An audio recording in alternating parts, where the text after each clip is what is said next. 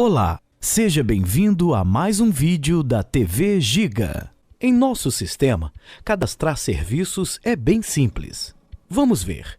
Para realizar o cadastro de serviço, devemos acessar o menu Estoque e a opção Serviços, conforme vemos na imagem. Nessa tela, podemos pesquisar o serviço, informando a descrição. Para realizar o cadastro, clicar em Novo Serviço. Em Dados do serviço, inserimos a descrição, o percentual da margem de lucro que será sobre o preço de custo e escolher a situação do serviço.